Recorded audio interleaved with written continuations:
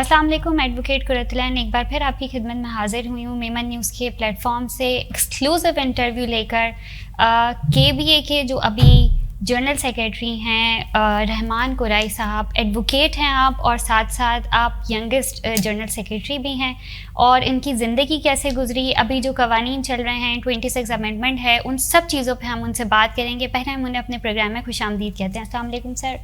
وعلیکم السلام، thank you so much Qurratulain, and thank you to the Memon News کہ آپ نے مجھے انوائٹ کیا، اور اسپیشلی جو آج کل ایشوز چل رہے ہیں جن پہ ہم کام کر رہے ہیں اس سے ریلیٹڈ، تھینک یو سو مچ۔ سر، آج کل ایشوز جو چل رہے ہیں، سب سے بڑا ایشو ابھی جو چل رہا ہے وہ ہے جوڈیشری کا، یا ججز کی جیسے تعیناتی ہو گئی ہے یا ان کو اپوائنٹ کیا گیا ہے۔ یہ ججز کی اپوائنٹمنٹ پہلے کیسے ہوتی تھی اور اب ایسا کیا فرق آ گیا ہے جس لیے وکلا میں اتنا زیادہ انتشار ہم دیکھ رہے ہیں، اتنا زیادہ ایک مس مینجمنٹ سی ہو گئی ہے، ہر وکیل الگ الگ قسم کی بات کہہ رہا ہے، شاید ایک پیج پہ بھی نہیں ہے اب ہم لوگ۔ ایسا کیا ہو گیا اچانک جوڈیشری میں، ایسا کیا چینج آ گیا ہے جوڈیشری میں جس کی وجہ سے وکلا اتنا زیادہ پریشان ہیں؟ آپ کے سوال کے جواب میں تھوڑا سا بریف کروں گا سب سے پہلے، پھر اس کے 2 حصوں میں جواب دینا مناسب ہے تاکہ آپ بہتر طریقے سے ویورز بھی سمجھ سکیں۔ ہسٹوریکلی پاکستان کے اندر جوڈیشری کا ایک اہم رول رہا ہے، اور اس اہم رول میں معذرت کے ساتھ زیادہ تر تو رول یہ رہا کہ جب بھی آپ کے کانسٹیٹیوشن کو پہلے کانسٹیٹیوئنٹ اسمبلی کو جس طریقے سے ڈیزالو کیا گیا، پھر 200 کیس ہم دیکھتے ہیں،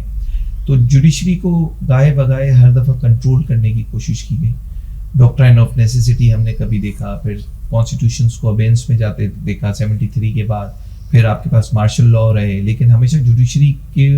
PCO کا دور ہم نے دیکھا۔ اب ججز کا ایک کردار تو ہے، امپورٹنس ہے، اور وہ یہ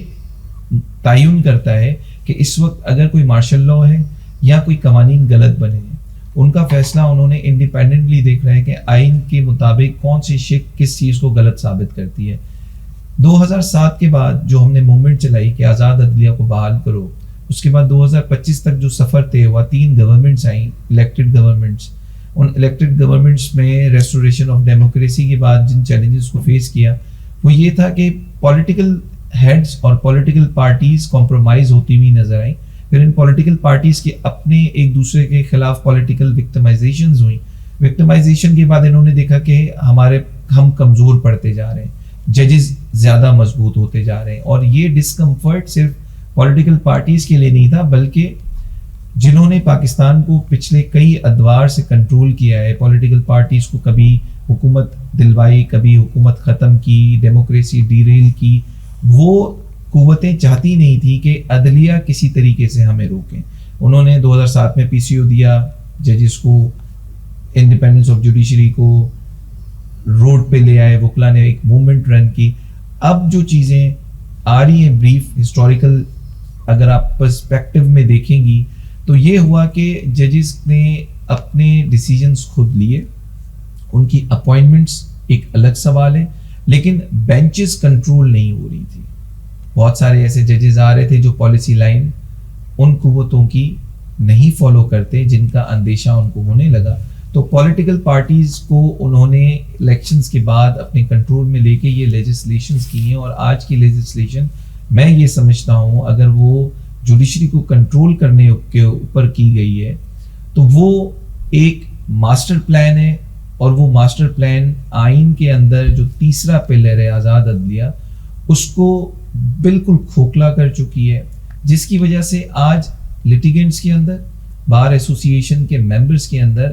ایک غیر اطمینانی کیفیت ہے۔ وہ غیر اطمینانی کیفیت یوں ہے کہ اب ہم یا تو ان کمپیٹنٹ اور پروفیشنل وکلا جو کہ جسٹسز بنتے تھے، ان کے سامنے کیسز جب ہم چلاتے تھے تو ہمیں یہ ہوتا تھا کہ ہمیں کچھ نہ کچھ ریلیف مل سکتا ہے، جوڈیشل مائنڈ اپلائی ہوگا اور انڈیپینڈنٹ ڈیسیجنز ہوں گے۔ اب جو امینڈمنٹس ہوئی ہیں اس کے بعد آپ یہ دیکھیں کہ پولیٹیکل پارٹیز کے جتنے ایفیلیٹڈ اپنے وکیل تھے ان کو پروموٹ کیا گیا ہے جوڈیشری کے اندر، اور سوال یہ ہے کہ یہ جوڈیشری میں کس کے بینیفیشری ہیں اور آگے ان کی اپوائنٹمنٹس کے بعد کون بینیفیشری ہو سکتا ہے۔ دوسرا جو آپ کا اسی سوال کے اندر ایک پہلو ہے وہ یہ کہ وکلا میں ایک ڈویژن نظر آ رہی ہے، تو وہ کیوں ہے؟ تو اس کا جواب تو بہت ہی آسان ہے کہ وکلا کے اندر ڈویژن نہیں ہے. اگر آپ پوری کی پورے ممبرز کو دیکھیں اور جن وکلا نے کراچی بار میں مجھے ووٹ دیے یا میرے ساتھ جن کیبنٹ کے ممبرز کو ووٹس دیے، یا آپ کو کل لاہور میں ایک ڈفرینٹ رزلٹ نظر آیا، اسلام آباد میں ڈفرینٹ رزلٹ نظر آیا، تو یہ چیزیں اس چیز کی طرف ہمیں اشارہ کرتی ہیں کہ وکیل آزاد ہیں. ہاں کچھ ایسے افراد ضرور ہماری بار ایسوسیشن، بار کاؤنسلز میں ہیں جو کہ پولیٹیکلی موٹیویٹڈ ایجنڈاز پہ یا پولیٹیکل پارٹیز کے کہنے پہ ان قوتوں کے لیے کام کر رہے ہیں، جس کی وجہ سے پوری کی پوری لیگل فریٹرنیٹی ایک ڈویژن میں نظر آ رہی ہے. حقیقتاً اگر وہ عہدوں پہ نہ ہو تو میں یہ سمجھتا ہوں کہ ان کے یہ ڈیسیجنز ان پاپولر ہونے کے ساتھ ساتھ غیر آئینی ہیں، کیونکہ وہ اپنی لیگل فریٹرنیٹی کی مینڈیٹ کو، ان کی ڈگنیٹی کو کمپرومائز کر رہے ہیں. ادروائز آپ جہاں پر بھی پبلکلی آج کے ریزلٹس دیکھیں، میرے الیکشنز کا ایک 850 کی لیڈ تھی، انڈیویجولی ہم نے کنٹیسٹ کیا ایک ہی مینیفیسٹو پہ کہ ہم 26 امینڈمنٹ کو ایک غلط امینڈمنٹ تصور کرتے ہیں اور اس سے عدلیہ کنٹرول ہوگی. تو آپ کے سامنے آپ کا جواب آ جائے گا کہ ماسز میں پبلکلی اس چیز کی کوئی پذیرائی نہیں ہے. ہاں جو قوتیں گورنمنٹ میں ہیں وہ فنڈڈ طریقے سے ان لوگوں کو کسی نہ کسی طریقے سے پلیس ضرور کر پائے ہیں جو کہ صرف ان کے مقاصد کو آسان کرنے کے لیے ڈیسیجن میکنگ کر رہے ہیں. ادروائز پبلک میں اس چیز کی کوئی ایکسیپٹنس نہیں ہے.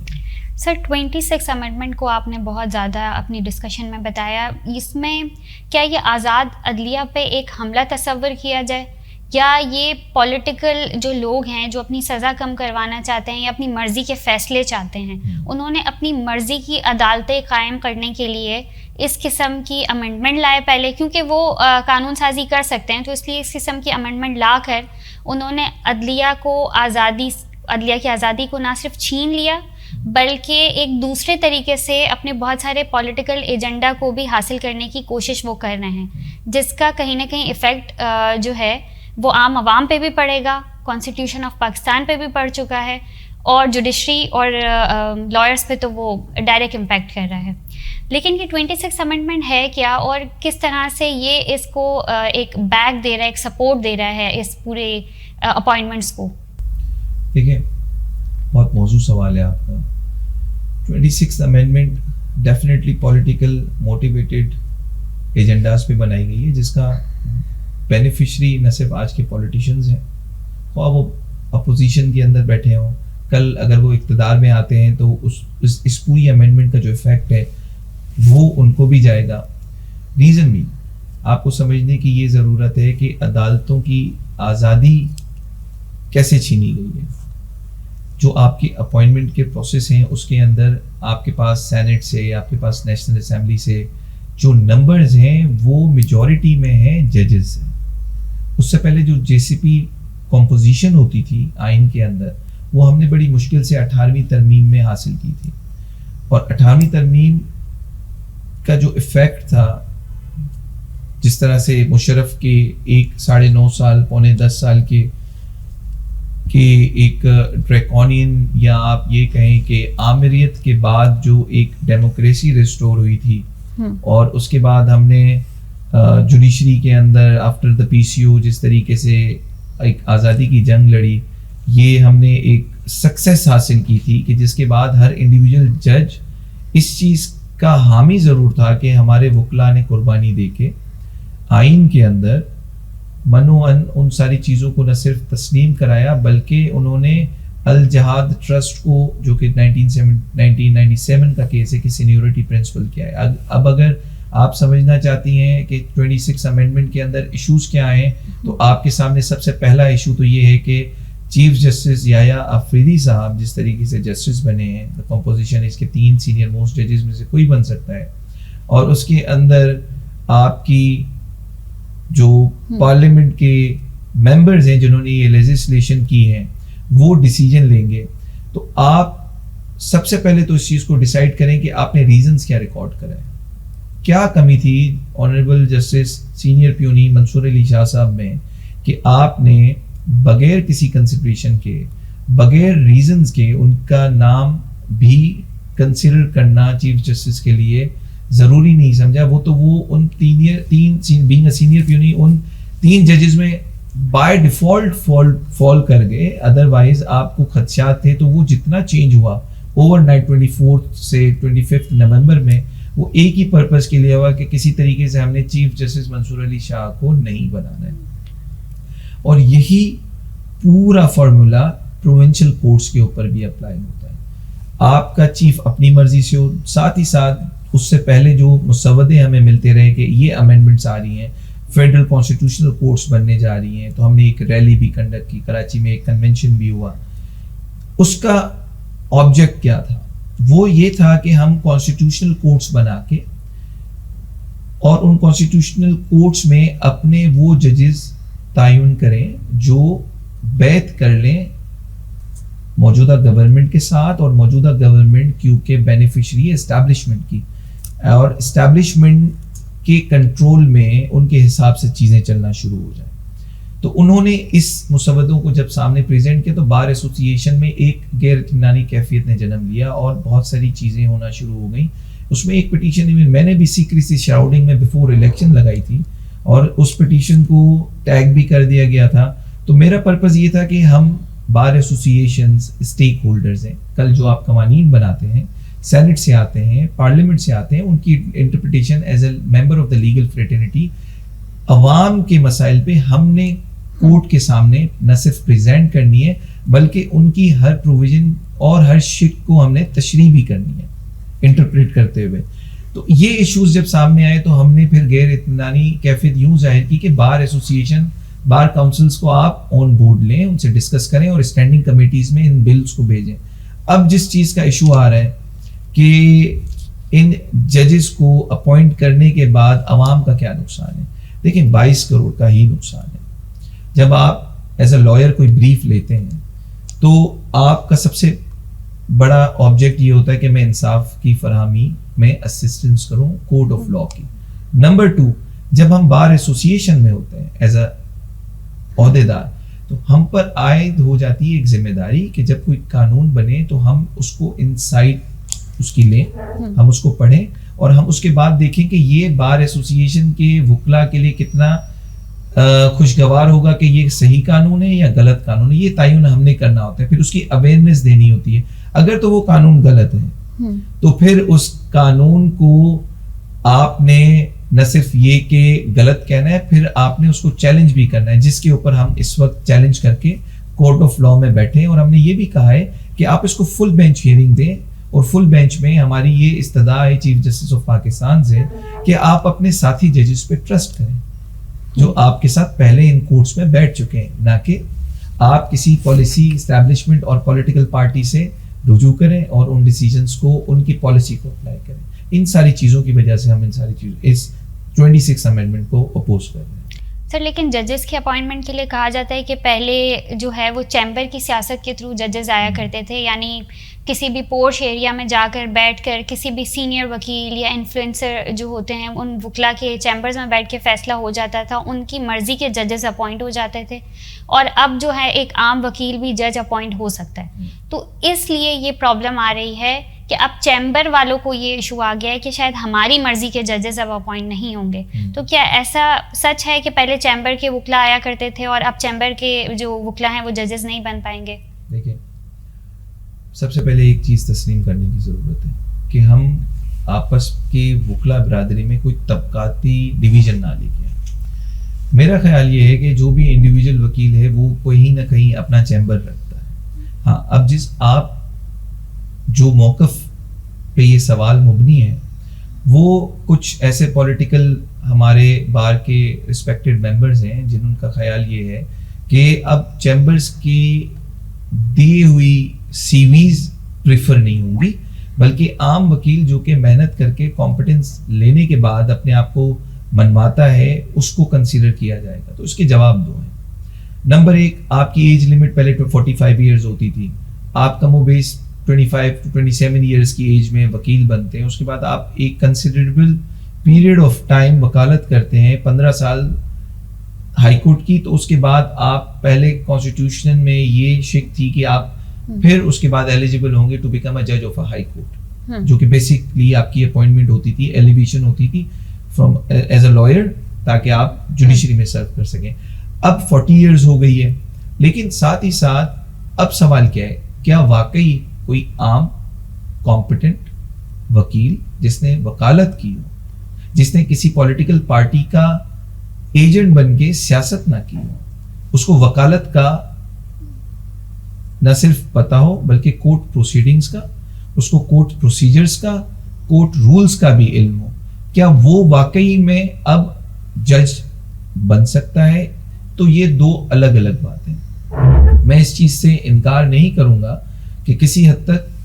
کچھ افراد پہلے ججز کے نام ریفر کیا کرتے تھے, ان کی کنسیڈریشن ہوتی تھی, بٹ بیسڈ آن کہ یہ کمپیٹنٹ لائرز ہیں, ان کی اپیرنسز نہ صرف کے پی کے میں, پنجاب میں, بلوچستان میں اور سندھ کے اندر مانی گئی ہے. اب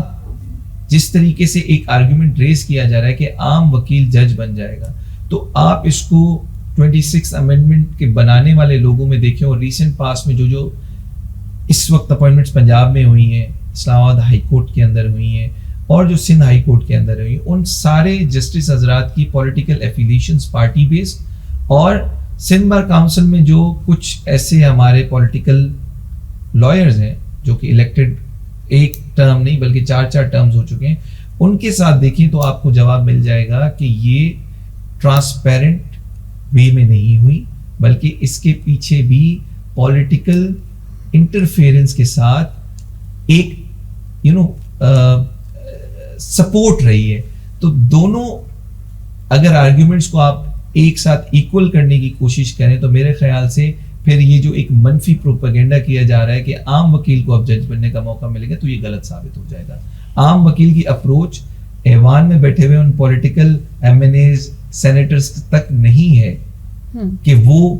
کنسیڈر کیا جائے ٹرانسپیرنٹ اور میرٹ بیسس کے اوپر. سر پچھلے دنوں آپ نے اسلام آباد کا وزٹ کیا, وہ کیوں کیا تھا؟ کیا تھا اس دن ایسا جس کی وجہ سے آپ کی پوری ٹیم آپ کے ساتھ جو ہم خیال لوگ تھے وہ اسلام آباد گئے تھے؟ ٹھیک ہے,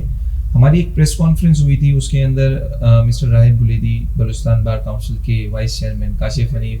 بلوچستان سندھ بار کاؤنسل کے vice chairman, former president Salahuddin Ahmed, Ali Ahmed Kurd sahib former president supreme court bar association, عامر نواز بڑائچ پریزیڈنٹ کراچی بار ایسوسی ایشن, ہماری پوری کیبنٹ, اور Munir Ahmed Malik sahib former president supreme court bar association Karachi سے اس چیز کے لیے نکلے تھے کہ ہم نے اوور آل پاکستان میں ایک کال اپنے ان ہم خیال بارز کے ساتھ دی تھی جو کہ الیکٹڈ ہے, لاہور بار ایسوسی ایشن district, Lahore high court bar ایسوسی ایشن, اسلام آباد بار کاؤنسل, اسلام آباد ہائی کورٹ بار ایسوسی ایشن پریزیڈنٹ جناب ریاست آزاد صاحب ہیں. ہم یہ سمجھتے ہیں کہ جو جے سی پی کی میٹنگ تھی 10 تاریخ کو,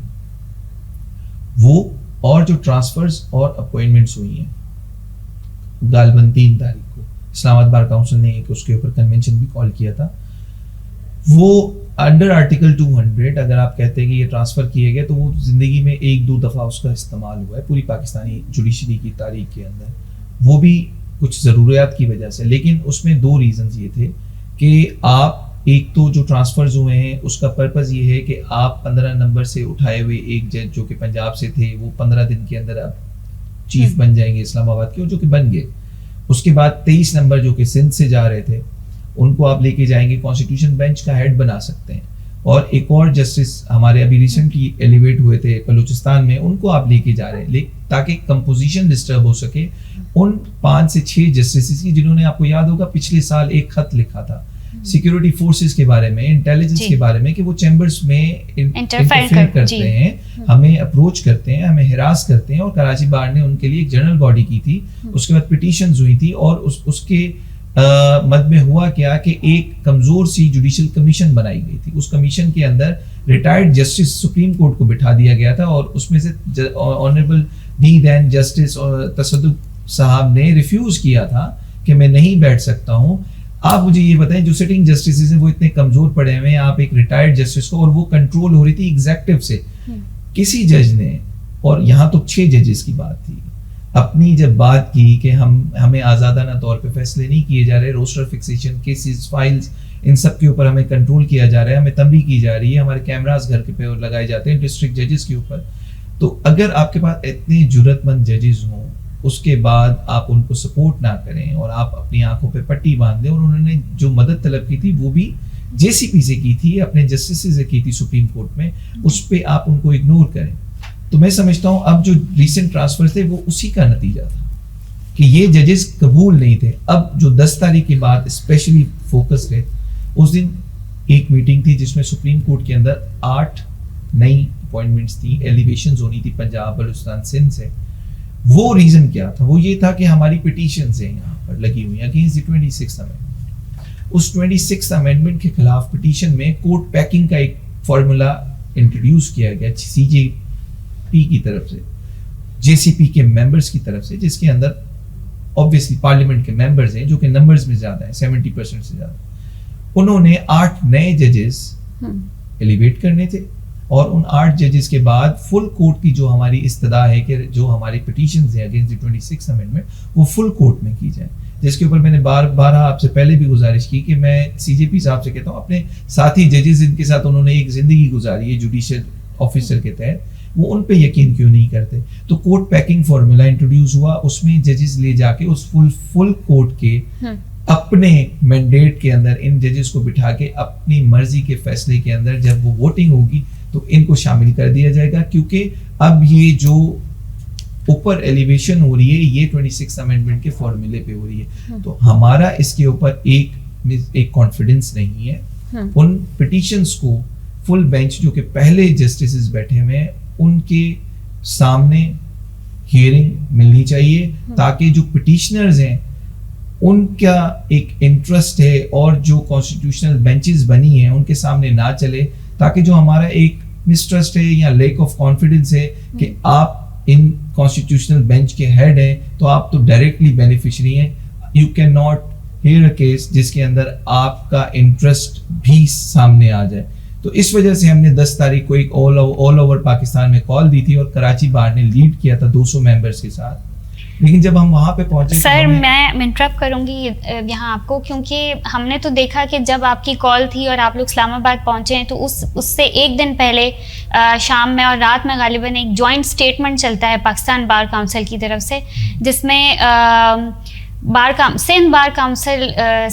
ہائی کورٹ بار ایسوسی ایشن کے پریزیڈنٹ کا سائن بھی ہم دیکھتے ہیں کہ وہ کہتے ہیں کہ یہ الیکٹڈ ممبرز نہیں ہیں, یہ ہم میں سے وہ ممبرز نہیں ہیں جو ریپرزینٹ کر رہے ہیں, یہ بس ایک ٹولہ ہے جو شاید ذاتی مفاد کے تحت اپنی کسی ذاتی مفاد کے تحت وہاں پہنچ رہا ہے, تو ہمارا ان سے کوئی تعلق نہیں ہے. جبکہ آپ ابھی اس وقت سٹنگ جنرل سیکریٹری ہیں KBA کے 2024 اور 25 کے الیکٹڈ ہیں آپ,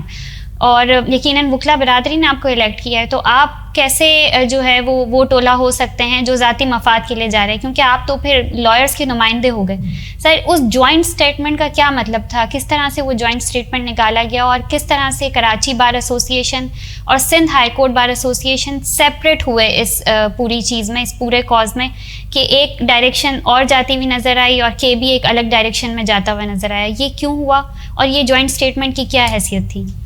دیکھیں اس کے پس منظر میں 2 چیزیں سمجھنا ضروری ہیں. I neither belong to a professional group, neither belong to independent group. National level پر جو وکیلوں کی سیاست ہے وہ 2 ان گروپ سے مانی جاتی ہے, لیکن ہمارے نظریاتی طور پہ جو اس وقت زیادہ دوست کھڑے ہیں وہ پروفیشنل میں ہیں. انڈیپینڈنٹ لائرز گروپ میں احسن رون صاحب ہیں, رسپیکٹڈ ہیں ہمارے, اور رؤف عطا صاحب ہیں, کراچی سندھ ہائی کورٹ میں یہاں پر پریزیڈنٹ صاحب ہیں. لیکن بات یہ ہے کہ جو جوائنٹ اسٹیٹمنٹ تھی وہ ان الیکٹڈ ممبرس کی ہے جو کہ اس وقت گورنمنٹ کے ساتھ کھڑے ہیں.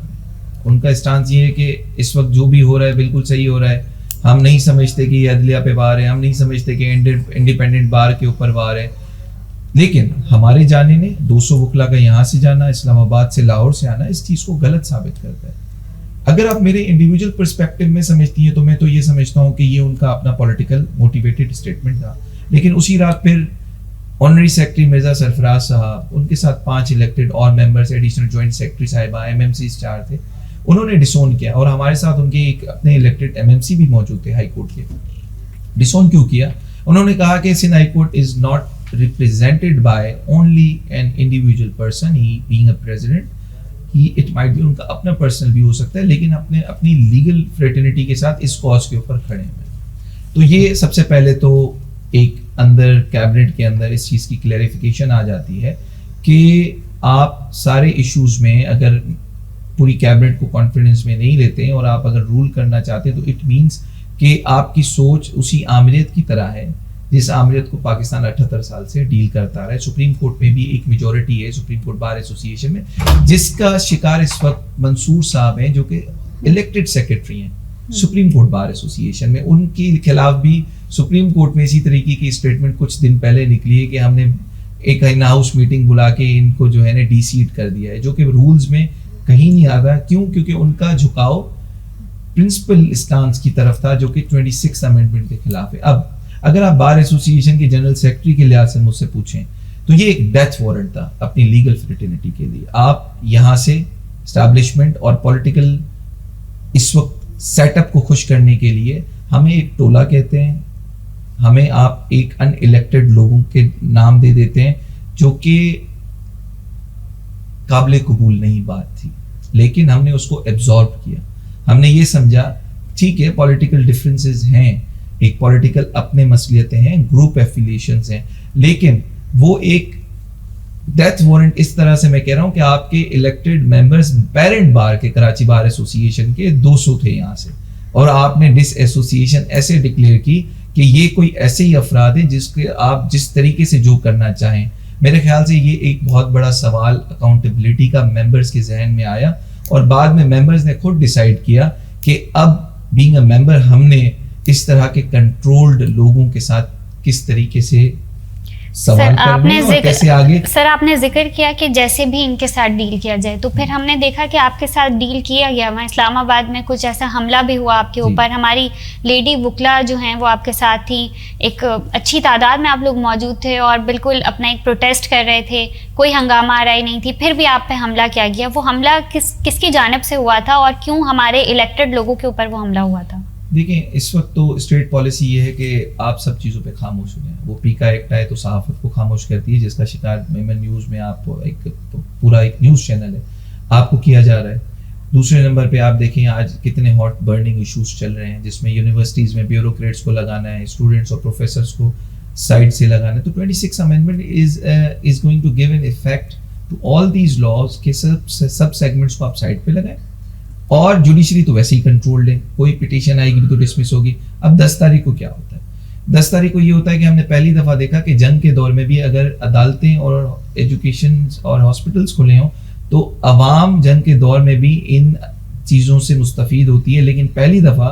हम अपने घर जाने से रोके गए. इतना डर खौफ था कैपिटल की पुलिस में, कैपिटल की जो वहाँ पर गवर्नमेंट है उनको कि कहीं वुकला फिर से जिंदा ना हो जाए. उन्होंने कंटेनर्स रखे, चारों तरफ से सुप्रीम कोर्ट बंद थी. एक सीनियर सुप्रीम कोर्ट के वकील को की कॉजरिस एक सिपाही देख रहा था. तो मुझे तो ये एक ऐसी कैफियत नजर आई कि चीफ जस्टिस ऑफ पाकिस्तान को आज सोचना चाहिए कि उनके आइन की तरफ एफिलिएशन ज्यादा होनी चाहिए और वुकला के साथ उनका बर्ताव क्या रहा, क्योंकि आप अदालत में जाने से कभी नहीं रोके जाते. तो हमारा जो प्रोटेस्ट था, कन्वेंशन थी, वो शारह दस्तूर से होके सारी बार एसोसिएशंस पाकिस्तान से आके उसके बाद इस्लामाबाद हाई कोर्ट में जाते और कन्वेंशन अटेंड करती. लेकिन हमने ये देखा कि इस्लामाबाद में जाते ही आपको रोका जा रहा था, और न सिर्फ रोका जा रहा था, वो शारह दस्तूर इस तरीके से पैक कर दी गई थी वकील की कोई एंट्री नहीं हो सकती. और ऑर्डर्स ये थे कि जो आपसे रेजिस्ट करे गुजरने के लिए पीसफुली भी, आपने उनके ऊपर लाठी चार्ज करना. तो बीइंग अ सेक्रेटरी मुझ पर जिम्मेदारी ये थी कि मैं वुकला की तरफ से सबसे पहले खड़ा हूँ और मैं अपने आप को पेश करूँ कि अगर कोई आप इस तरीके का अमल करते हैं, गिरफ्तारियां करते हैं, क्योंकि प्रिजनर वैन्स भी वहाँ पर मौजूद थी, तो आप उससे पहले किसी नुमाइंदे से बात करें. उनको इंट्रोड्यूस किया, लेकिन जब 5-6 दफ़ा हमने उनसे नेगोशिएट करते हुए आगे अपना कदम बढ़ाया जो कि हमारा डिसाइडेड था, तो हमने ये देखा कि उसके बाद उन्होंने अपने ऑर्डर्स फॉलो किए और DIGs पर्सनल लेवल पे आके उन्होंने मुनीर मलिक साहब को, अली अहमद कुर्स साहब को और मुझे कन्फ्रंट किया फिजिकल असॉल्ट के साथ, कॉलर्स पकड़े. उसके बाद उन्होंने लाठी चार्ज डायरेक्टली इस वजह से किया कि कराची के वुकला वहाँ पर زیادہ ایکٹیولی ریزسٹ کر رہے تھے، جو کہ ان کا غلط عمل تھا. میں تو یہ سمجھتا ہوں ان کے اس عمل کے بعد وکلا تحریک 14 سال کے بعد واپس زندہ ہوئی، کہ جس میں انہوں نے وکیلوں کو، سینئرز کو اور ہماری بہنوں کو، جو کہ حامد میر صاحب نے بھی شیئر کیا، میڈم شیر بانو ہے، جس طریقے سے اشفاق وڑائی ایس ایچ او کا بیہیویئر تھا اور ڈی آئی جیز کا بیہیویئر تھا، انہوں نے کسی طریقے سے بھی ہمیں انٹر ہونے سے روکنا تھا. اب میسج کیا گیا؟ ہماری اس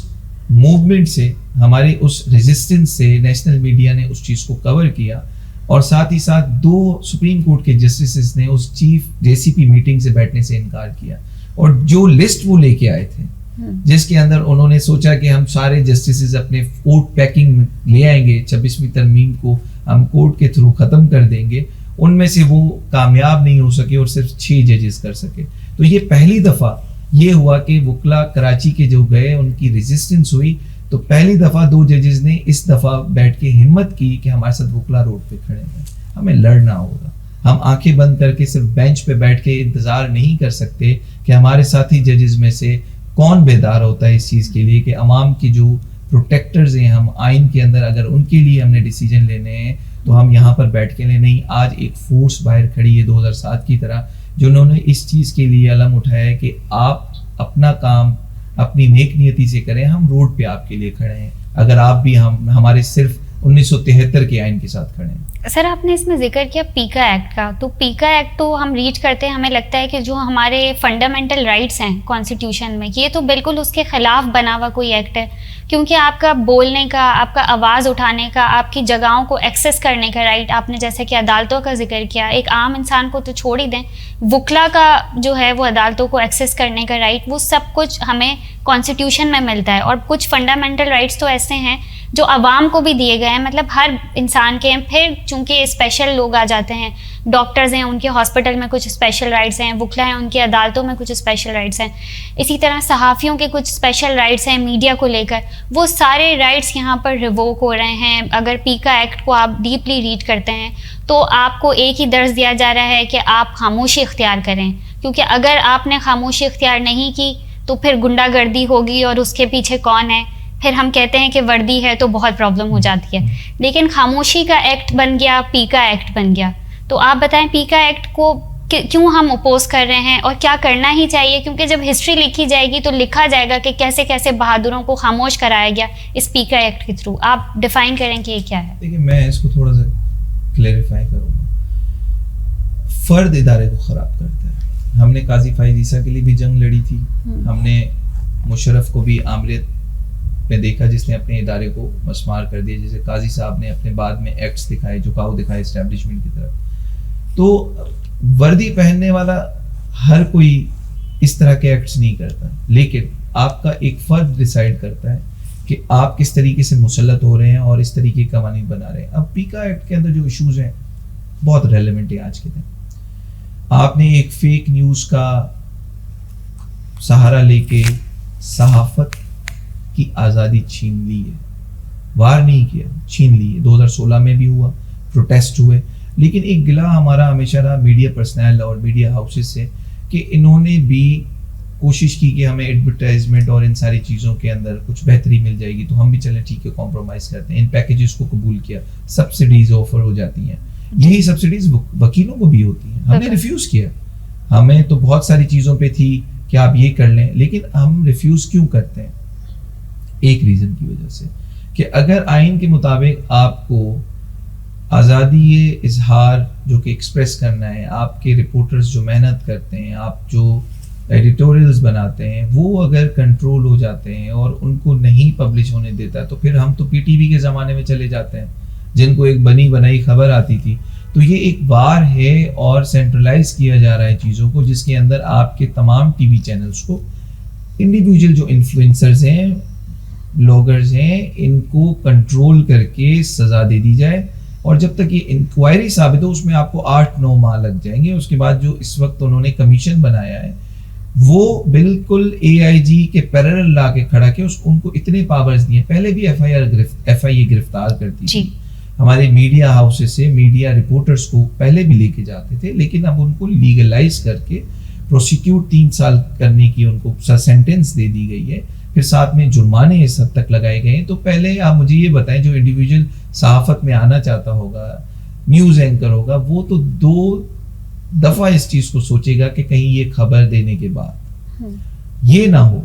کہ مجھے اتنے ٹرائل اور اتنی کورٹ پروسیڈنگز اور اتنی لیندی انکوائریز کا سامنا کرنا پڑے. تو یہ ہر انڈیویجول صحافی کے اوپر وار کر دیا گیا ہے.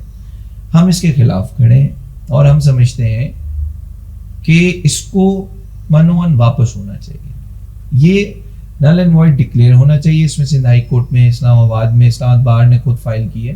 کیونکہ اس کے ہوتے ہوئے جیسے کہ ایک بار آزاد عدلیہ پہ ہو چکا 26ویں پہ, جیسے کہ پارلیمنٹ کے اندر جو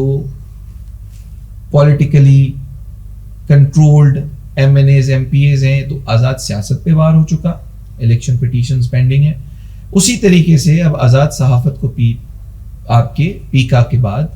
وار کر کے ثابت کر دیا. تو اس ملک میں نہ آپ کے پاس آزاد عدلیہ رہی ہے, نہ آزاد صحافت رہی ہے, نہ آزاد آپ کی سیاست رہی ہے. یہ تینوں چیزیں ختم ہو گئی ہیں. چوتھا میرا جو کویشچن ہے وہ ایک اس کا چوتھا پارٹ بھی دے گا, وہ یہ ہے کہ سویلینس کا ملٹری ٹرائل جو چل رہا ہے اس کے بارے میں کیا کہیں گے آپ؟ دیکھیں, یہ تو شروع سے چلتا رہا ہے, اس میں سپریم کورٹ بھی اس وقت ڈیٹیل ہیئرنگ کر رہی ہے. میں یہ سمجھتا ہوں یہ غیر قانونی ہے. سویلینس کا کیا آپ ملٹری پرسنلز کا ٹرائل کر سکتے ہیں عام کورٹس میں؟ نہیں, آپ کو بالکل ایکسیپشن اس چیز کے اندر ان کو ملی ہوئی ہے. آپ کی مرضی ہے کہ یہ آپ ڈیسائیڈ کریں, آپ ایف آئی آرز کاٹیں, چارج شیٹ فائل کریں کہ انہوں نے یہ کر دیا ہے, اور اس کے بعد NACC پیریڈ کے لیے آپ نہ ریمانڈ دیں. قوانین میں آپ کے سخت قوانین ہیں. تو اس پہ میرا اسٹانس یہ ہے کہ بالکل انلیگل ہے, اس کو بالکل کسی بھی طریقے سے تسلیم نہیں کیا جائے. سر, اب دیکھا جائے تو کیا پاکستان اس وقت انڈکلیئر مارشل لاء کی سچویشن میں آ چکا ہے؟ کیونکہ نہ عدلیہ آزاد ہیں, نہ آپ کی کورٹ آزاد ہیں, ججز تو آزاد ہیں ہی نہیں, صحافی آزاد نہیں ہے, عوام بھی آزاد نہیں ہے, وہ بھی اب ملٹری کورٹ میں ٹرائل دے گی اپنا. تو کیا ہم ایک انڈکلیئر مارشل لاء کہہ سکتے ہیں اس سچویشن کو؟ دیکھیں, یہ انڈکلیئر بھی آپ کہہ سکتے ہیں, اور اس کو آپ کہہ سکتے ہیں کہ مزید خطرناک جو کہ پہلے وقتوں میں ہوا, بلکہ اس کے اثرات بنگال سے برے ہو سکتے ہیں. آپ نے ایک دیکھا ہے. بالکل. اس کی وجہ یہ ہے کہ آپ نے اس وقت 6 کینال کا ایشو دیکھ رہے ہیں, عوام کس طریقے سے ریزسٹ کر رہی ہے. آپ کے ایکارڈز ہیں, ٹریٹیز ہیں, ساتھ ہی ساتھ آپ زمینیں کارپوریٹ فارمنگ میں دے رہے ہیں, اس کا بینیفیشری کون, اسٹیبلشمنٹ لے کے اپروول کون دے رہی ہے, سٹنگ گورنمنٹ جن کے اپنے فارمز بھی الیکشن پٹیشنز کے اندر پڑے ہیں, عدلیہ کون, انہی کے اپنے الیکٹڈ کارکن اب عدلیہ کے اندر بیٹھے ہوئے ہیں. تو یہ پورا ایک دوسرے کے بینیفیشریز ہیں, انٹرسٹ سیکیور کر رہے ہیں. تو یہ ڈکلیئرڈ مارشل لاء ہے جس کے اندر پہلے آمریت بظاہر سامنے آ کے فوج کی طرف سے ہوتی تھی, لیکن اب انہوں نے پولیٹیکل ایجنٹس ایسے پیدا کر دیے ہیں, جیسے بار میں بھی کچھ ایسے لوگ ہیں کہ وہ ان کے اشارے میں عوام کا مینڈیٹ جھوٹا ہو سچا ہو وہ ڈکلیئر کر کے وہاں پہ ان کے حساب سے لیجسلیشنز کر کے ان کی پلیسمنٹ کر رہے ہیں, جس کے اثرات میرا خیال یہ ہے کہ یہ 22 کروڑ عوام برداشت نہیں کر سکے گی. اور ہم اب ان ساری سچویشن میں جو پہلے ایک فکرہ ہوتا تھا کہ ملک نازک صورتحال سے نہیں, ہم اس سے بہت آگے نیچے گر چکے ہیں. اس وقت عوام کا ٹیمپرمنٹ وہ نہیں ہے کہ وہ اپنے مسائل, حقوق, بنیادی حقوق پہ کمپرومائز کرے. سر, فرسٹریشن کیا آپ کو لگتا ہے کہ اتنی بڑھ جائے گی کہ اب پھر عوام جو ہے وہ ان سب چیزوں کے خلاف کھڑی ہو جائے گی, اور جب عوام روڈ پہ نکلی تو پھر کوئی نہیں روک پائے گا؟ ابھی آپ نے چند لوگ دیکھے تھے تو کچھ واقعات ایسے بن گئے, آپ نے ان کو تو ملٹری کورٹس کے تھرو آپ سزا دے رہے ہیں, شاید کوئی آئیکن بنانا چاہ رہے ہیں کہ دیکھو ان کے ساتھ جو ہوا وہ آپ کے ساتھ بھی ہو سکتا ہے. لیکن جب کھانا بھی نہیں ہے, فیسلٹیز بھی نہیں ہے, روڈ بھی ٹوٹے ہوئے ہیں, پھر یہ جو بیسک نیسیسٹیز تھیں, ایک تھوڑا آپ کبھی کوئی اپنی آزادی سے کچھ سوشل میڈیا یوز کر سکتے تھے, یا کوئی بلاگ بنا سکتے تھے, کوئی اپنی ویڈیو بنا کے ڈال سکتے تھے, اب وہ سب بھی چھن چکا ہے. تو آپ کو لگتا ہے کہ نوجوان اسپیشلی اتنے فرسٹریٹڈ ہو جائیں گے کہ وہ جب نکلیں گے تو پھر اس کی طاقت کو کوئی نہیں روک پائے گا؟ دیکھیے, سب سے امپورٹنٹ یہ ہے کہ آج کے دن آپ کے نظریاتی ہم خیال لوگ اور نوجوان ہی اس تحریک کو چلا رہے ہیں. خواہ وہ سندھ کے وسائل ہوں, پانی زمین کا ایشو ہو, آپ کی یونیورسٹیز کے ایشوز ہوں, آپ کے پیکا کے اندر دیکھیں نوجوان صحافی مجھے نظر آ رہے ہیں, اور وہ فکر رکھنے والے سے مجھے صحافی نظر آ رہے ہیں جن کو نظر آ رہے ہیں کہ یہ اثرات بہت برے ہیں. یہ یقینی طور پہ ایک تحریک کا آغاز ہو چکا ہے, عوام روڈ پر ہے, میڈیا کوریج نہیں مل پا رہی افسوس کے ساتھ ان امینڈمنٹس کی وجہ سے. آپ کی عدلیہ کے اندر ایک فگر آیا کہ 1700 کیسز پچھلے نومبر سے لے کے اب تک ڈیسائیڈ ہو چکے. آپ اگر ان کے فگرز اٹھا کے دیکھ لیں تو وہ نان پروسیکیوشن کے اندر اور اگینسٹ دی گورنمنٹ تھے, کیونکہ آرٹیکل 199 کے اندر ہے کیا, آپ اگریوڈ ہیں اگر گورنمنٹ سے, گورنمنٹ کا کوئی کام ہے اس میں ایک پبلک آتی ہے لوکس اسٹینڈائی لے کے اور وہ کورٹ میں کانسٹیٹیوشنل پٹیشن فائل کرتی ہے, آپ کو کیا لگتا ہے وہ پولیٹیکلی ایلیویٹڈ یا اپوائنٹڈ جج اس گورنمنٹ کے خلاف کوئی ڈیسیجن دے گا تو آپ کو موسٹلی وہ پینڈنگ ڈیسیجنس ملیں گے جس کے اندر ڈسمس, نان پروسیکیوشن یا کہ مینٹینیبلٹی کے ایشوز آئیں گے. تو انصاف نہیں ہو رہا. تو یہ ایک تحریک ہو چکی ہے شروع, صرف اور صرف ہمیں ڈیوائڈ کیا جا رہا ہے یا ہمیں لوگوں کو ایک ایلیوژنری فیس دکھایا جا رہا ہے کہ اس طرف دیکھیں یہ ایشو ہو گیا, ملک میں یہ حالات ہو گئے, لیکن سیگمنٹ وائز لوگ روڈ پہ بھی نکل رہے ہیں, لوگوں پہ لاٹھی چارج بھی ہو رہے ہیں, لوگوں کو گرفتار بھی کیا جا رہا ہے, اور وکیل بھی آپ نے دیکھا 10 تاریخ کو جس طریقے سے ریزسٹنس دکھا کے لڑ کے آئے, تو وکیل بھی اب تیار ہو چکے ہیں کہ اب ان سارے ایشوز کو وکیل لیڈ کریں گے, کیونکہ یہ جتنی بھی چیزیں ہیں, جتنی بھی ریسٹوریشن آف ڈیموکریسی کی موومنٹس, انڈیپینڈنس آف جوڈیشری کی موومنٹس پاکستان کی تاریخ میں ہوئی ہیں, ٹریڈ یونینز کی, یہ سب کھڑے ہوں گے اور وکیل ان سب کے ساتھ آگے ان کا مدعا روڈ پہ دے رہے ہوں گے. اب اس میں کوئی بھی آپ یہ نہیں کہہ سکتی کہ اب کوئی, صرف فرق اتنا ہے کہ یہ آج ہوں یا 2 مہینے بعد ہوں, صرف اتنا اس ٹائم پیریڈ کا ڈفرنس نظر آتا ہے. سر ہم نے ابھی دیکھا کراچی میں کچھ ٹینکر مافیا, کچھ ٹرالرز, کچھ ایکسیڈنٹ, بہت زیادہ ایکسیڈنٹ ہوئے اور جن کو بہت زیادہ برننگ ایشو کی طرح میڈیا نے بھی کوریج دی. اور میڈیا کی کوریج دینے کے بعد ایک سیاسی جماعت جو کہ خاص طور پہ سمجھی جاتی ہے کہ کراچی کی جماعت ہے, اس نے اسٹانس لیا, اس کے کچھ رہنماؤں نے کچھ اسٹیٹمنٹس دیے اور کچھ ڈیمانڈس کچھ ایسی تھیں جو آلریڈی ڈیسائیڈڈ ٹائم تھا, اس ٹائم پہ ان ٹرالرس کو چلانے کی اجازت دی جائے, ان ٹینکرز کو چلانے کی اجازت دی جائے. بدلے میں ہم دیکھتے ہیں کہ کاؤنٹر اسٹیٹمنٹ آتا ہے اس مافیا کے صدر کا, جو میڈیا میں بیٹھ کے یہ دھمکی دیتا ہے کہ اگر اس قسم کے کوئی ٹائمنگز یا کسی بھی قسم کی پابندی کروائی گئی تو ہم کراچی کو چاروں طرف سے جیم کر دیں گے. ہم جو ہیں وہ سیریس نتائج کی وہ تنبیہ کرتا ہے کہ میں وہ انڈیویجولی کہتا ہے کہ میں یہ سب کچھ کروں گا اور میں ان کے خلاف کام کروں گا جو ہمیں ان آرڈرز پہ کہیں گے کہ آپ امپلیمنٹ کروائیں. اس نتیجے میں یہ ہوتا ہے کہ جس سیاسی جماعت کے رہنما نے سٹینڈ لیا ہوتا ہے یا اس چیز کو امپلیمنٹ کروانے کی کوشش کی جاتی ہے, ہمارے جو ادارے ہیں وہ انہیں ہی گرفتار کر لیتے ہیں اور پھر ہم دیکھتے ہیں کہ ایکسیڈنٹ کا جو سلسلہ ہے وہ چلتا چلا جاتا ہے. تو آپ کیا کہتے ہیں اس قسم کی گرفتاریاں؟ میرا ان سے سیاسی کوئی مفاد نہیں ہے, لیکن بہرحال انہوں نے ایک اچھے کاز کے لیے سٹینڈ لیا. تو اس قسم کی گرفتاریاں کیا ہمارے بہادر جو اس طرح کے سٹانس لیتے ہیں ان کی ہمت کو پست کر دے گی؟ دیکھیں, جب بھی یہاں پر حق کے لیے کوئی بات کرتا ہے اور خاص طور پہ کراچی کے اندر ہم کم و بیش 3.5 کروڑ کی عوام ہے. میں جب سے میری پیدائش کراچی میں ہوئی, میں بڑا ہوں, اطراف جانتا ہوں چیزوں کے, پھر ان مافیاز کو بھی ہم نے بڑا کلوزلی دیکھا ہے. تو یہ ہو ہی نہیں سکتا کہ ان کے لائسنس, روٹس, اپروولز یہ بغیر ٹرانسپورٹ کے ادارے کے ہوں. ان کو ریگولرائز کرنے کی بہت ضرورت ہے, ان کے ڈرائیورز کے لائسنس دیکھنے کی بہت ضرورت ہے, ان کی فزیکل ہیلتھ ڈرائیورز کو دیکھنے کی ضرورت ہے, کیونکہ جو لائسنس ان کو ملتے ہیں یہ راتوں کو کافی عرصے آگے جا کے جاگ رہے ہوتے ہیں, پھر دوسری شفٹ لگاتے ہیں. تو کیا سائیکولوجیکلی سائیکیٹرک ان کو اپروول دیتا ہے کہ آپ فٹ ہیں کہ آپ ڈرائیو کر سکیں؟ تو وہ اسٹینڈرڈس فالو کرنے کی ضرورت ہے. اب جس چیز کی آپ بات کر رہے ہیں وہ یہ ہے کہ ہمارے پاس کنٹرولڈ یہ ایسوسیشنز نہیں ہیں,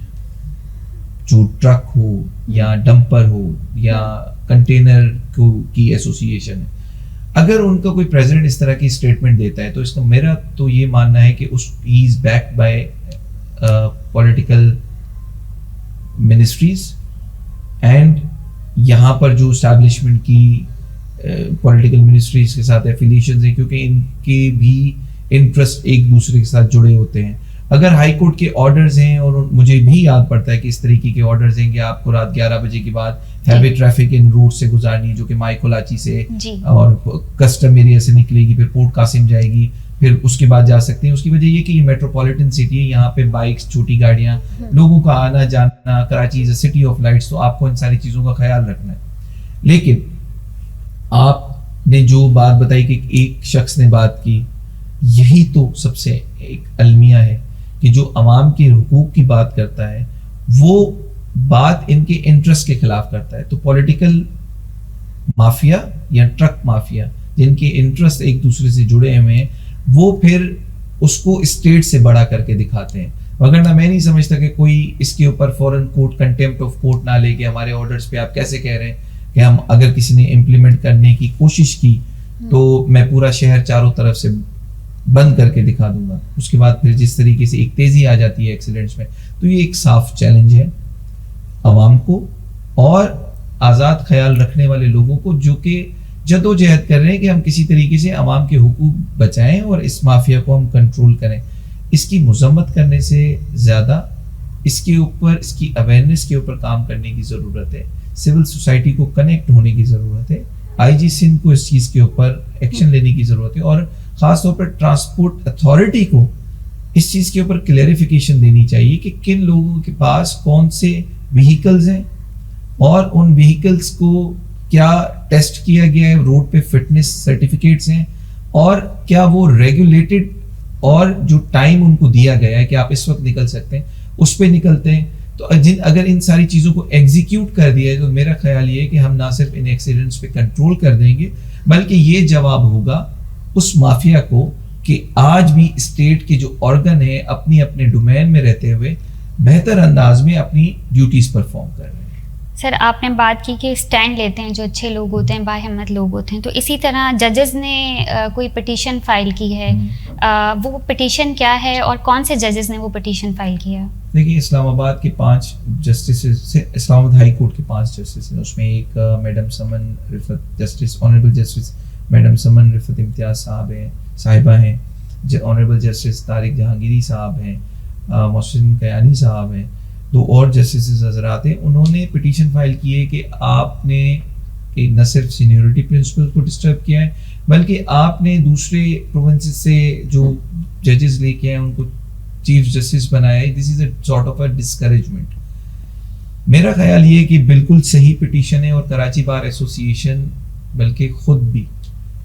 اسی طریقے کی ایک پٹیشن جس طریقے سے آنریبل جسٹسز نے فائل کی ہے سپریم کورٹ میں, ہم بھی فائل کرنے جا رہے ہیں کہ یہ جو ٹرانسفر پروموشنز اس طرح کے انڈر آرٹیکل 200 میں ہوئی ہیں, یہ پولیٹیکل موٹیویٹڈ ایکسرسائز ہے اور ایک کلریبل ایکسرسائز ہے. سو ٹو کنٹرول دی اسلام آباد ہائی کورٹ, جہاں پر ان کو اب یہ خدشہ ہوا ہے کہ یہ آزاد ججز ہیں, اینڈ دی بار ایسوسی ایشن از فلی سپورٹڈ. لیکن سر اب ان کو سنے گا کون؟ وہی اپوائنٹڈ ججز جو اسی امینڈمنٹ کے تھرو آئے ہیں, اسی پروسیس کے تھرو آئے ہیں, کیا یہ پٹیشنز انہی ججز کے پاس؟ اس میں ایک یہ بھی اپلیکیشن ہے کہ اس کو سننے کے لیے کانسٹیٹیوشنل بینچز نہیں ہوں. ریزن بینگ جو کہ پہلے 26 امینڈمنٹ کے اوپر ہے, کہ ہمارا ماننا یہ ہے کہ جو چیز جس چیز کا جنم لے کے بنی ہو اور ہم اس کو چیلنج کر رہے ہیں, اس میں بیٹھے ہوئے ججز ہی سنیں گے تو وہ ختم نہیں کر سکتے. تو یہ چیف جسٹس صاحب کو اس کے اوپر ریکویسٹ کی ہے کہ فل بینچ بنے اور وہ ججز سنیں جو کہ ونس اینڈ آل ڈیسائیڈ کر سکیں کہ صحیح کیا ہے اور غلط کیا ہے. آپ کی اس طریقے کی ٹرانسفر پروموشنز جو کہ سینیورٹی کو ہٹ کریں, یہ الجہاد کے خلاف ہے, ریحان کیس کے 1998 کے خلاف ہے, جس کے اندر ایک رول اپلائی کر دیا گیا تھا کہ ججز کو آپ سینیورٹی بیسس پہ کریں گے. اور اچھا, اس میں ایک سب سے امپورٹنٹ جو چیز ہے, اگر آپ ٹرانسفر کرتے ہیں, جو اس پٹیشن کے اندر بھی اس پوائنٹ کو ریز کیا گیا ہے, تو پھر آپ کو ایک فریش اوتھ لینا ہوتا ہے, اور فریش اوتھ لینے کا مطلب ہے کہ آپ اس کورٹ کے جونیئر موسٹ جج ہیں. تو اس سوال کے اوپر یہ پٹیشن پوری بیس کرتی ہے, اینڈ آئی بلیو کہ اور بار ایسوسی ایشنز بھی اس کو کریں گی, بلکہ مرزا سرفراز صاحب نے سندھ ہائی کورٹ کی طرف سے بھی یہ پٹیشن فائل کی ہے سپریم کورٹ میں, اور کراچی بار بھی آنے والے ویک میں انشاءاللہ اس کو اسی پرنسپل پروپوزیشنز پہ اور پریئر کلازز پہ فائل کرے گا. سر بہت سارے ڈیفیکلٹ کویشچنس کے بعد کچھ آپ کی لائف سے بھی ہم جاننا چاہیں گے. اتنی زیادہ نالج ہے آپ کے پاس, تو آپ کی ایجوکیشن کیا ہے اور کیسے آپ نے سوچا کہ میں وکیل بننا چاہتا ہوں یا میں لوگوں کے رائٹس کے لیے لڑنا چاہتا ہوں؟ دیکھیں, میری جو LLB ہے وہ تو SM لاء کالج سے 2016 میں, اور اس کے بعد پھر میں نے شہید Zulfiqar Ali Bhutto university of law Zabul سے میں نے LLM کیا, MPhil کیا 2019 میں, اور اس میں کمپٹیشن کمیشن آف پاکستان کے اندر پھر میں نے IBA سے ٹیکس لاز کے اوپر ڈپلوماز کیے. تو میری وکالت 2013 سے ایز اے اسٹوڈنٹ شروع ہوتی ہے. لیکن سب سے انٹرسٹنگ جو چیز اس کے اندر وہ یہ ہے کہ میں نے وکالت کا پروفیشن ایز آف انٹرسٹ نہیں کیا تھا. مجھے شاید وہم و گمان بھی نہیں تھا میری زندگی میں کہ میں کبھی وکالت کروں گا. لیکن آپ مجھے ایکسیڈنٹل اور as a victim of this system کہہ سکتی ہیں کہ جب میں نے خود بہت ساری ایشوز ڈپارٹمنٹل فیس کیے, کچھ ریگولرائزیشن سے ریلیٹڈ, تو مجھے کورٹس میں بہت زیادہ جانا پڑا سول لیٹیگیشنز کے اندر. تو میں نے وہاں پر یہ دیکھا کہ وہاں پر ناانصافی, لوگوں کی پریشانیاں, پھر جب میں لائرس کے ساتھ انگیج ہوتا تھا تو that is how I actually develop this interest کہ یہ ایک عام پیشہ نہیں ہے. اگر اس میں جو میرا ایکسپیرینس رہا میرے لائرس کے ساتھ, جن ایشوز میں ہمیں جانا پڑا, تو وہ بہت اچھا رہا. اچھے وکیل تھے, پروفیشنلی انہوں نے ڈیل کیا. تو وہ ایک یوں سمجھے کہ ایک ٹرننگ پوائنٹ تھا میرے لیے کہ میں نے ڈیسائیڈ کیا کہ اب مجھے وکیل بننا چاہیے. اور بیکاز نہ صرف یہ نوبل پروفیشن ہے بلکہ آپ ان اگریب لوگوں کی دعائیں لیتے ہیں. دعائیں لینے کے ساتھ ساتھ آپ بحیثیت وکیل سوسائٹی میں اپنا رول پلے کرتے ہیں. جب میں وکیل بنا تو وکیل بننے کے بعد میری جو انیشیل وکالت تھی وہ ایک سپریم کورٹ کے وکیل ہیں, اور مجھے تو میرے بڑے بھائیوں جیسے ملاک دشتی صاحب, مجھے موقع ملا ان کے چیمبر میں, میں نے کرمنل لاء کی پریکٹس کی چودھری وسیم صاحب اور ان کے ساتھ. پھر میرا ایکسپوجر ہوا کاشف پراچا صاحب کے ساتھ. He was honorary secretary that time in 2017. تو وہ جو ایک سیاست کا پھر بار کا جو میرا ایکسپوجر ہوا, ان کے ساتھ رشید رضوی صاحب تک جاتا ہے, منیر ملک صاحب تک جاتا ہے. پھر وہ ایک ایسی چیز تھی میرے لیے جو کہ ویسے ہی میں ایز اے ایکٹیوسٹ رہا اپنے زمانہ طالب علمی میں. تو میرے لیے ایک بڑی انٹرسٹنگ چیز رہی کہ ایز اے وکیل نہ صرف یہ کہ لوگوں کے لیے آپ بات کر سکتے ہیں, لیکن جو ایک پوری پولیٹیکل لیگیسی تھی رشید رضوی صاحب کی, اس نے مجھے ایک ایکسپوجر دیا بار پولیٹکس کے اندر اس پرنسپل اسٹانس کی طرف, جس کے اندر میں نے صلاح الدین احمد کو دیکھا, جس کے اندر میں نے یہاں پہ بار کے اندر بڑے نمایاں اور آزاد خیال وکیلوں کو دیکھا جن کا کسی پولیٹیکل پارٹی سے کوئی تعلق نہیں تھا, لیکن ان کی ریٹ ایسی ہوتی تھی کہ جتنے ادارے تھے وہ بار کی ڈگنیٹی کو, بار کی انڈیپینڈنس کو بڑا امپورٹنس دیتے تھے. آج بھی آپ نے دیکھا جتنی بھی امینڈمنٹس ہوتی ہیں تو پولیٹیکل پارٹیز, یا جب آپ کے پاس مارشل لاء رہا ہے تب بھی پولیٹیکل پارٹی سب سے پہلے یا تو میڈیا ہاؤسز کو اپروچ کرتے ہیں یا تو وہ سب سے پہلے بار ایسوسیشنز میں جاتے ہیں, بیکاز یہ دو ایسے فورمز پاکستان کی تاریخ میں رہے ہیں جنہوں نے ہمیشہ سچ کا ساتھ دیا. تو this is how I evolved my interest in bar politics as well. دیکھتے دیکھتے 7 سے 8 سال گزرے, دین آئی ڈیسائیڈڈ کہ اب مجھے بار پالیٹکس کرنی چاہیے, کیونکہ میرا ایک بہت زیادہ کنیکٹیوٹی جو تھی وہ یوتھ کے ساتھ تھی, اور میں پھر ایک ویکیوم دیکھ رہا تھا جہاں پر وسائل نہیں تھے, ینگسٹرس کو ٹریٹ اچھا نہیں کیا جا رہا تھا, اپورچونیٹیز نہیں تھی. تو سب سے پہلے پھر ہم نے جو 3-4 سال سے جن ایشوز پہ کام کیا اس میں پیکیونری جورسڈکشن تھی. تو جب مجھے چارج ملا تو میں نے ایز اے کیبنٹ میں یہ بات ڈسکس کی, اور کیبنٹ نے اتفاق کیا کہ ہمیں پیکیونری پہ ہی کام کرنا ہے. تو ہم نے ایک خط لکھا CM صاحب کو. پھر موقع ملا تو میرے مینیفیسٹو میں انڈیپینڈنٹ بار تھی کہ ہماری بار کسی پولیٹیکل پارٹی سے کنیکٹڈ نہ ہو, جس کو آپ پہلے دن سے اب تک دیکھ رہی ہیں کہ ہم نے ہر نیشنل ایشو کازز پہ, میڈیا پہ اور 26 امینڈمنٹ پہ اسلام آباد تک لیڈ کیا. اور ہم نے جسٹس منصور علی شاہ صاحب کو یہاں پہ اپنے اوتھ میں بلایا, تو وہ سمبولک تھا, ایک میڈیا میسج تھا کہ ہم ان ججز کی عزت کرتے ہیں جو ادارے کی بقا کے لیے کام کرتے ہیں, کسی فرد کو ہم پسند نہیں کرتے. فرد تو قاضی فائز عیسیٰ بھی تھا, لیکن اس وقت PTI ہمارے خلاف ہوتی تھی, پیپلز پارٹی PML ہمارے ساتھ کھڑی ہوتی تھی. لیکن آج جب وقت آیا ہے, اگر PTI ادھر کھڑی ہوئی ہے اس کا مطلب یہ نہیں کہ بار ایسوسیشن PTI کے ساتھ ہے. بار ایسوسیشن یہ کہتی ہے کہ لائرز موومنٹ میں ساری پارٹیز آتی ہیں, ساری ایسوسیشنز آتی ہیں, ٹریڈز آتی ہیں, جن جن کے حقوق مارے جا رہے ہیں, ہم آج بھی اپنے آزاد خیال کے ساتھ ہیں, تو وہ ہم اچیو کر رہے ہیں الحمدللہ. اور یہ میں اکیلا اچیو نہیں کر رہا, میری پوری کیبنٹ کر رہی ہے. نمبر 3, اب جن چیزوں پہ آج چیف جسٹس آف سندھ آئے تھے آنریبل جسٹس جنید غفار صاحب, تو ان کے سامنے ایک مدعا ہم نے رکھا جو کہ نوجوانوں سے بہت قریب ہے, جس کے اوپر میں پچھلے 6 سال سے کام کر رہا ہوں. سپریم کورٹ اور اسلام آباد ہائی کورٹ میں لا کلرکشپ پروگرامز آپ نے دیکھے ہوں گے, جو کہ 3 سالہ نوجوان وکلا کے لیے ہوتے ہیں, تاکہ ان کی ایک ذہنی نشو نما ہو سکے اور فائنینشلی بھی ان کو ہم اپرچونٹی دے سکیں. تو ہم اس پہ آج میں نے ان کے سامنے بھی اس استدعا کو رکھا, اور چیف صاحب کو میں نے پہلے شفیع صدیقی صاحب تھے تو ان کو میں نے خط لکھا تھا. لیکن آج مجھے موقع ملا تو میں نے پوری کیبنٹ کی طرف سے, یہ ہمارا ایک کلیکٹیو ڈیسیجن تھا کہ ہمیں اب نوجوانوں کے لیے کچھ کرنا ہے. ان کو میں نے یہی کہا کہ ہمارے 29 ڈسٹرکٹس ہیں, 4-5 ڈسٹرکٹس کراچی کے اندر ہیں. اگر ڈی جیز اے ڈی جیز کے پاس ہمارے نوجوان اسی کرائٹیریا فارمولہ پہ یہاں پہ, اور سندھ ہائی کورٹ میں ایون جو 39 جسٹسز کی جگہ ہے 40 کی ہمارے پاس کم و بیش, اگر میں غلط نہیں ہوں, تو اگر 2-3 ہمارے نوجوان وکلا جو کہ کمپیٹنٹ ہیں, جیسے وہ ڈگری کمپلیٹ کرتے ہیں اور انٹیمیشن پیریڈ پر آتے ہیں, وہاں سے لے کے 3 سال تک سپریم کورٹ کے فارمولے پہ آپ اگر لا کلیئر کرتے ہیں تو ایک بار اور بینچ کا رشتہ بھی کلوز ہوتا ہے, لیکن اس کے ساتھ ساتھ ان کو سیکھنے کے عمل میں کچھ مل جائے گا. آپ کی ججمنٹ رائٹنگز کے اندر آپ کو ریسرچر مل جائیں گے جو کہ لائرز ہوں گے. آپ کی ججمنٹ رائٹنگ کے اندر آپ کو ہسٹوریکلی ان پروویژنس پہ اور کتنے ڈیسیجنز ہوئے ہیں وہ جس طریقے سے سپریم کورٹ میں ہمیں نظر آتا ہے وہ نظر آئے گا.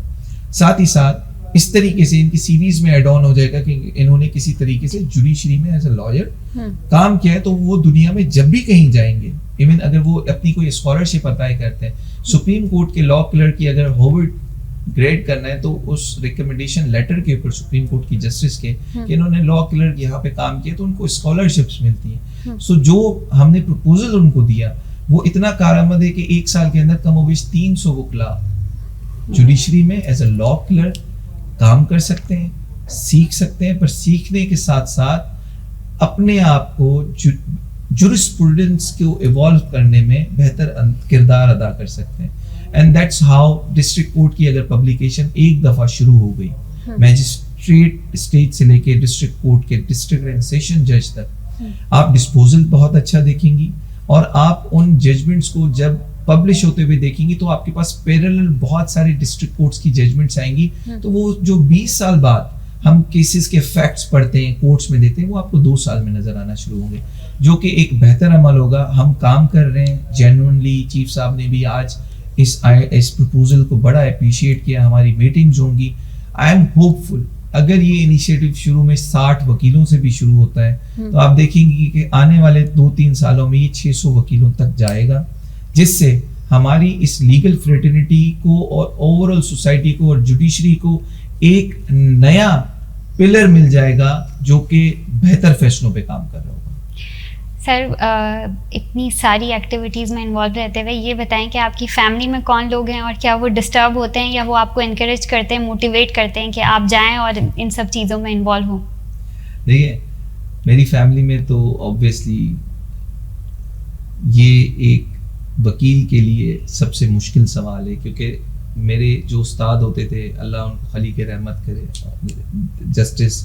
اسلم جعفری صاحب, وہ خیرپور میں لا کالج کے پرنسپل رہے, پھر ایس ایم لا کالج کے رہے, لیکن ہمیں وہ سول پروسیجر کوڈ پڑھاتے تھے. تو انہوں نے کہا کہ جب میں نوجوان ہوتا تھا اور خیرپور سے سکھر کی طرف ہائی کورٹ میں وکالت کے لیے جاتا تھا تو ہمیں جانا پڑتا تھا سائیکل پہ, پیدل, پھر ایک گاڑی آتی تھی لاری ان کے وقتوں میں, تو پھر اس میں تو انہوں نے کہا کہ مجھے ایک بہت پڑھا لکھا ایک انٹلیکچوئل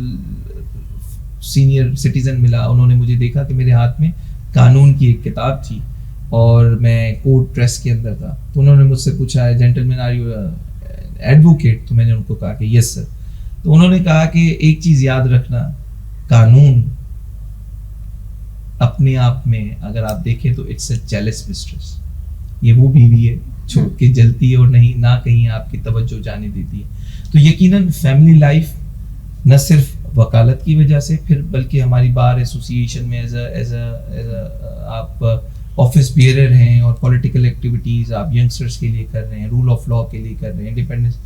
وہ اتنی ڈیمانڈنگ ہے کہ آپ کو اپنے گھر کے لیے, اور بعض اوقات تو یہ بھی ہوتا ہے کہ ہمیں اپنی وکالت کو بھی کمپرومائز کرنا پڑتا ہے. کلائنٹس کو, پروفیشن کو بھی ہمیں کرنا پڑتا ہے. لیکن ایک اچھا وکیل اور ایک آرگنائزڈ انسان اپنے اوپر ان ساری چیزوں کو بیلنس کیسے کرتا ہے, یہ اس کی اپنے اوپر ہے. پوری کوشش کرتے ہیں کہ فیملی میں گھر بچوں کو بھی ٹائم دے سکیں, اور ساتھ ساتھ اپنے آفس کے اندر, کیونکہ وہ بھی ایک فیملی ہے, اپنے ایسوسیٹس کو بھی ہم گائیڈ کر سکیں اور اپنے ممبرس کے لیے بھی وقت نکال سکیں. لیکن اگر آپ جینوئنلی پوچھیں تو ہماری زندگی as a office bearer, as a lawyer بہت مشکل ہے چیزوں کو مینیج کرنا. لیکن جہاں تک ہماری انرجی لیول ہمارا ساتھ دیتا ہے, ہم اس کو یقینی طور پہ اپنے ساتھ بھی انصاف کرنے کی کرتے ہیں, فیملی کے ساتھ بھی, اور جیلس مسٹریس جو ہمارا پروفیشن ہے اس کے ساتھ.